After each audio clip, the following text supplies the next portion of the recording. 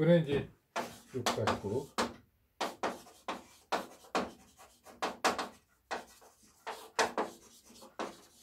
웨이버 마그네틱 마테리얼.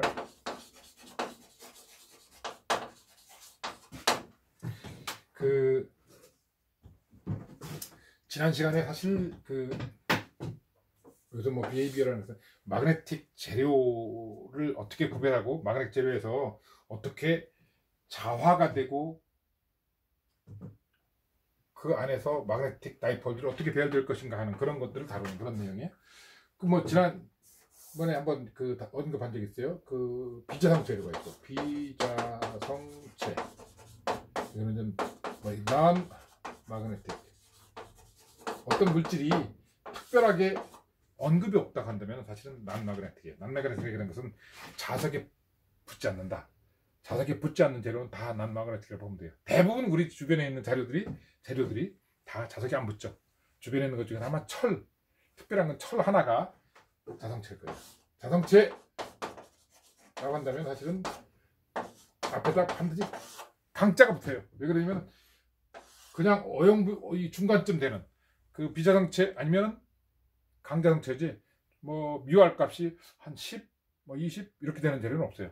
강자성체, 지난주에 얘기한 것처럼 뭐 철이라든지 코발트라든지 니켈이라든지, 뭐 이게 철 같은 경우는 뮤알 값이 한 4,000 된다고 했죠. 코발트는 뮤알 값이 한 600 된다고 했죠. 니켈 같은 경우는 뮤알 값이 한 250 정도 된다고 했죠.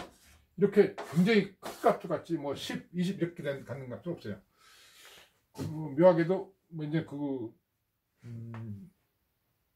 전자가 원자에 어떻게 들어가느냐 하는 그런 양자역학적인 그런 방법에 의해서 이제 이것이 결정되는 그런 것들인데, 철이 26번, 그다음에 코발트가 27번, 니켈이 28번, 그렇게 되는데 그 근처 것들이죠. 대부분 원자 번호가 26, 27, 28번이 이제 강한 강자성체죠. 이게 페로마그네틱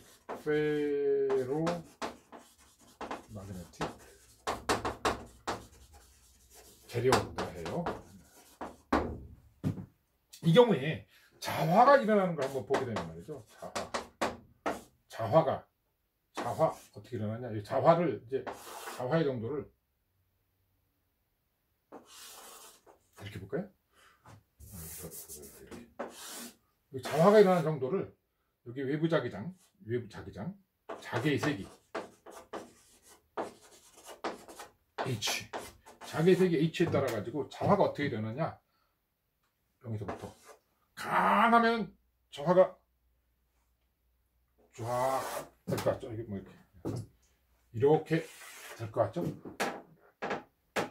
그래서 B는 사실은 UH 이렇게 되는데, 사실 이렇게 직선 1차원적으로 되는 경우는 비자성체는 그렇게 돼요. 비자성체 B는 H에다가 U0 해서 U0가 4파이 곱하기 10의 7승 펠리포미터, 그런 식으로 이제 그냥 1차 함수적으로 이렇게 증가하는데, 실제로 이 페로마그네틱 같은 경우는 B 값이 μR/μ0H, 그래서 μR 값이 이렇게 된다고 하지만 사실은 사천이 한순간에 나타나는 게 아니라 실제로는 이게 사천이라는 값으로 고정되어 있지 않고 이게 이렇게 어느 정도 이렇게 따라가다가 나중에 점점 가팔라져, 이게 끊어지나?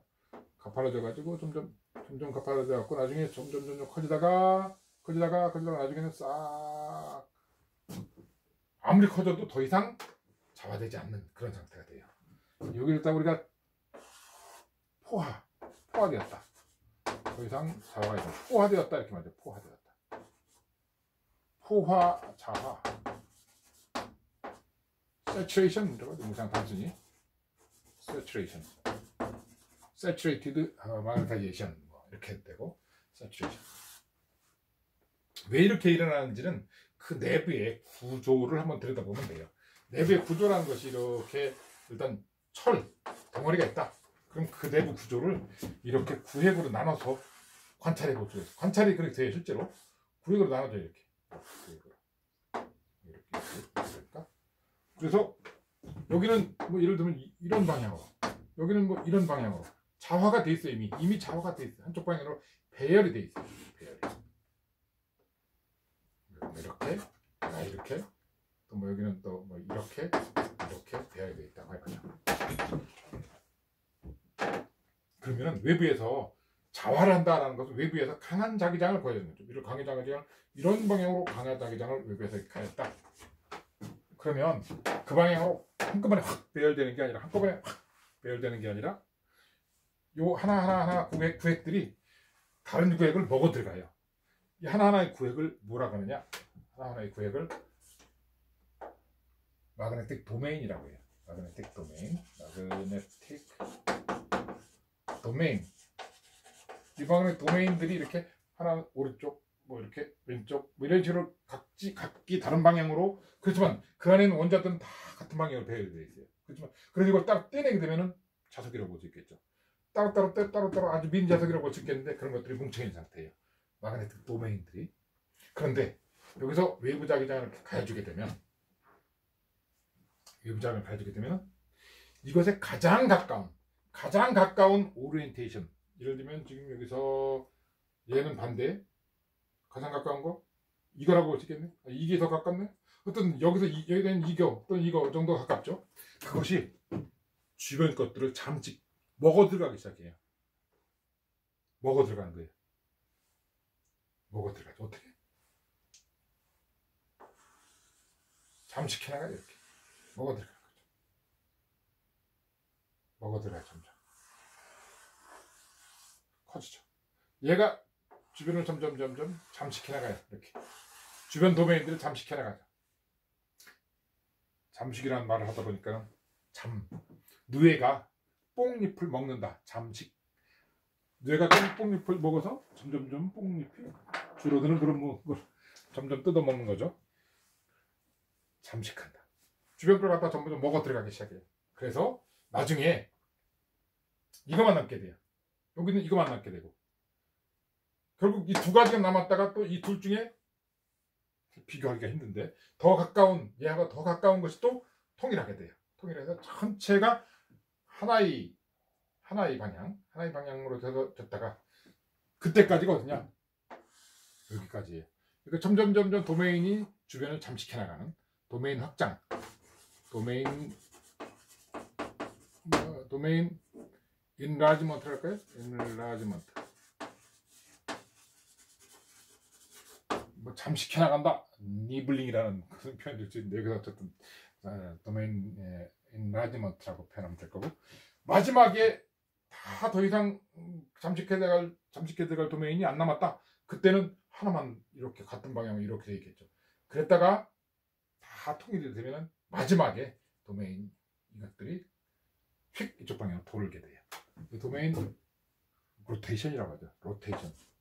마그네틱 다이폴들이 로테이션 되는 그런 과정을 통해서 다 되거나 더 이상 자화가 될 상태가 없는 그런 상태로 포화되었다고 말하죠. 포화. 그래서 이거 생겨서 B하고 H 값을, B하고 H 그래프를 그려보면 말이죠. 그렇죠.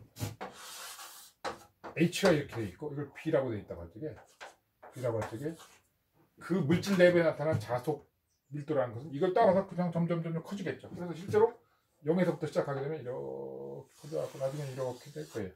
이때 나타난 이것을 우리가 BS 포화 자속 밀도라고 말하면 되겠죠.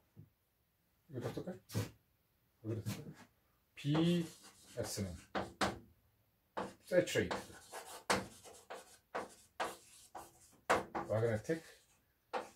마그네틱을 이렇게 줄였습니다. 마그네틱 플럭스 덴시티 포화 자속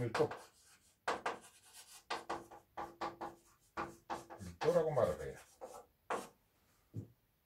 자, 이제 가해졌던 외부 자기장을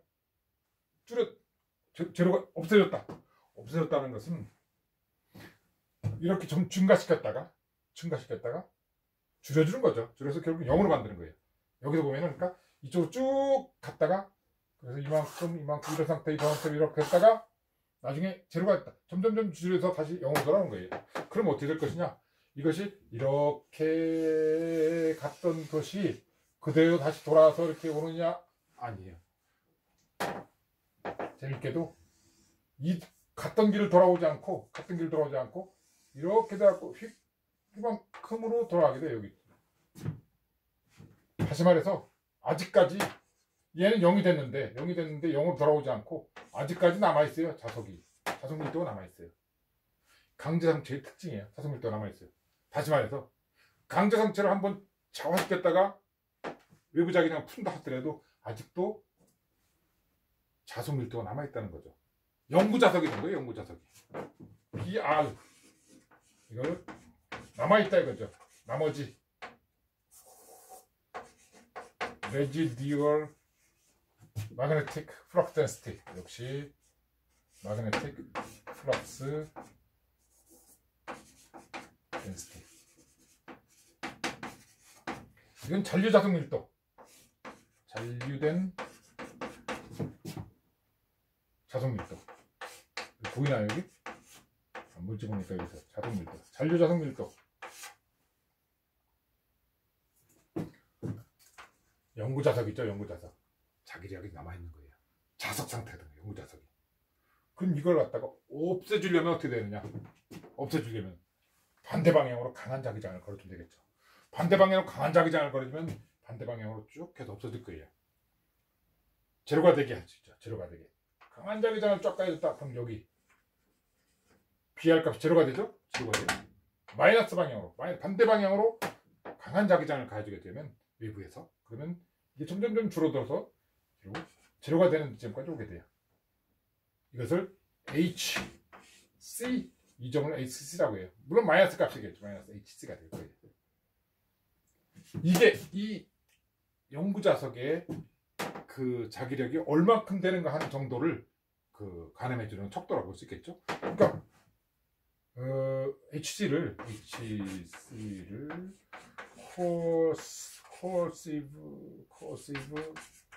코어시브라고 하는데 이걸 갖다가 얼마만큼 자력을 유지할 수 있느냐, 자력을 보존할 수 있느냐, 보자력이라고 해요. 보자력.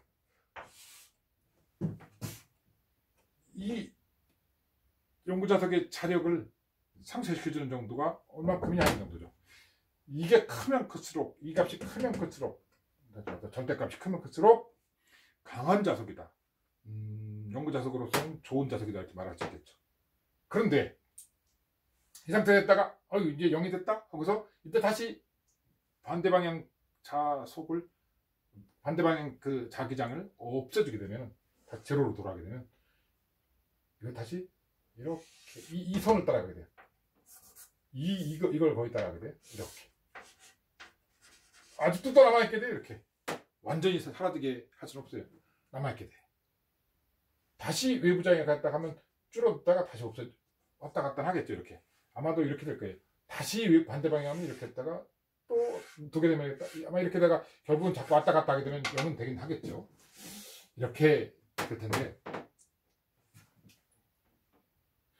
여기서 또 관심 갖는 것은 이 상태에서 더 반대 방향으로 더 강하게 해줬다. 더 강한 자기장을 가졌다. 그러면 그때는 반대 방향으로 자화가 일어날 거예요. 점점 자화가 돼갖고 이것도 세츄레이션이 되겠죠. 아마 이 세츄레이션 되는 것은 이거하고 같을 거예요. 이 높이하고. 세츄레이션 되는 건 마이너스 BS하고 같은 값이 될 거예요. 이렇게.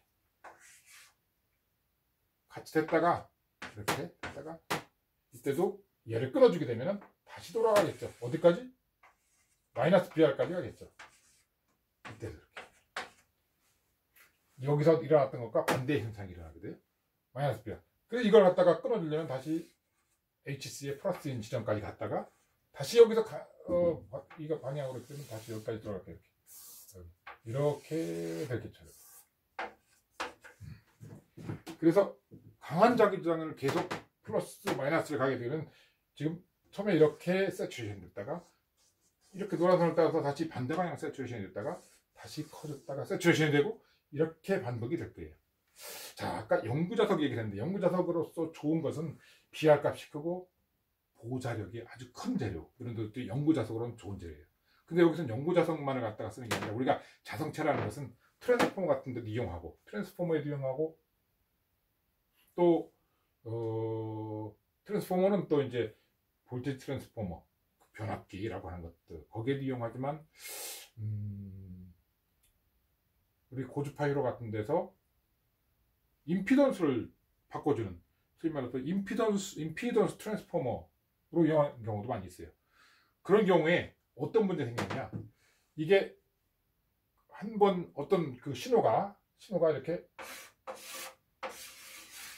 이런 신호가 시간 변화를 갖다 한다는 얘기예요. 이렇게 되게 제로에서부터 신호가 커졌다가 다시 줄어들었다가 다시 제로가 됐다 라는 얘기는 뭐냐면은 자기장이 커졌다가 잘 줄어들다가 반대 방향으로 갔다가 다시 제로가 되는 경우이기 때문에 여기서 보면은 바로 여기까지 왔다가 다시 돌아갔다가 제로가 됐다가 다시 갔다가 이렇게 왔다 갔다가 자성재료 내부에서는 자성재료 외부에서 강한 자기장이 커졌다가 생겼다가 제로가 됐다가 다시 마이너스 됐다가 줄어든 그런 것이 되는 거예요. 이렇게 한 주기 동안에 왔다가 갔던 거니까 여기서는 그 자성체 내부에서는 어떻게 되느냐, 처음에는 이렇게 올라갔다가 나중에 이렇게 내려갔다가 다시 이렇게 하겠죠. 또 한 번 또 반복되면 어떻게 되냐, 또 여기서 이렇게 갔다가 이렇게 가겠죠. 아니거나 여기서 여기까지 왔다가 증가해야 여기서 왔다가 다시 이렇게 갔다가 여기서 이렇게 됐다는 것은 여기서 이렇게 됐다가 또 이렇게 되는 거죠. 그래서 뒤에 문제 중에 그런 문제가 있는데 문제를 풀어보면 어떠냐면 한 주기 동안 이렇게 왔다가 다시 가는 동안에 계산을 해보면 말이죠. 이 내부 면적에 해당되는 것만큼 에너지 손실이 생겨요. 한 주기 동안 에너지 손실이 이 내부 면적만큼이 돼요. 그러니까 트랜스포머를 이용할 적에는 이 내부 면적이 크면 손실도 크다는 거예요. 60Hz 같으면은 이 면적 곱하기 60 하면은 1초 동안 일어난 손실, 에너지 손실 이렇게 말할 수 있을 텐데, 만약에 고주파 같은 경우는 이게 만약에 뭐 10MHz다. 10메가면 벌써 1000만, 2000만. 이 면적 곱하기 1000만 배 만큼의 에너지 손실이니까 이 면적이 넓으면 넓을수록 에너지 손실이 아주 큰 그런 상태가 돼요. 어쨌든 이렇게